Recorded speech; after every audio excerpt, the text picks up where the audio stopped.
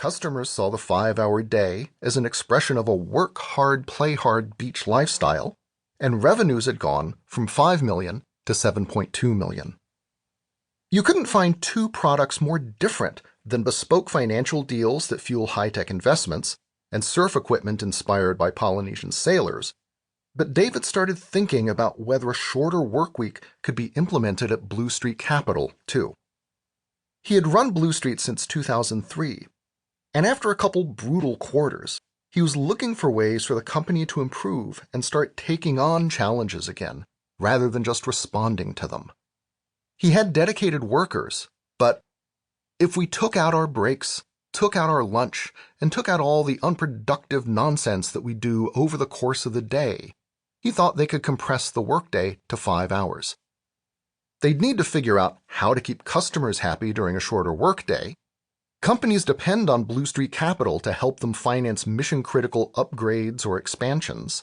And since every deal is different, his employees spend a lot of time on the phone to clients, but he was sure they could figure it out. We knew it would be a huge productivity tool for the business, David says, but we also knew we were going to get part of our lives back. Business Development Manager Alex Gafford remembers David announcing the 5-hour day at an all-hands meeting. I was kind of burned out that day, Alex tells me. It was after lunch, I'm tired, and I'm going to be in the office till at least 5 o'clock doing emails and calls and stuff. David says, "All right, at the end of this meeting, everybody can go home for the day," Alex remembers. We look at each other like, what? It was unexpected. Then David says, "Hold on, let me explain what we're going to do. We're going to try a 90-day experiment." David explained the idea, talked about tower paddleboards, and explained why he wanted to try a 5-hour day. "I want you to have the lifestyle that I have," Alex recalls him saying, "and I believe that you'll be as successful as I am or more successful as a result." David answered a few questions. No, salaries wouldn't be cut. No, the company wasn't about to go under. Yes, the new schedule would become permanent after 90 days if productivity remained the same and if customers didn't complain. As one of the company's leading sales managers, Alex knew that the summer was a slow period at Blue Street, so it was a good time to start a trial. During the trial, there were not really any other instructions, Alex recalls. We had to figure it out on our own. David had advice he had picked up from productivity experts. Avoid multitasking, focus most of your effort on your most valuable work, take quick, purposeful breaks to stretch the muscles and get the blood flowing, but people were largely left to their own devices. A single quarter wasn't enough time to see a big change in revenue.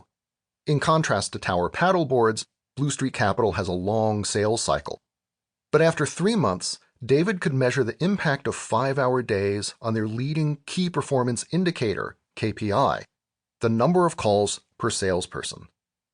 More calls means more business.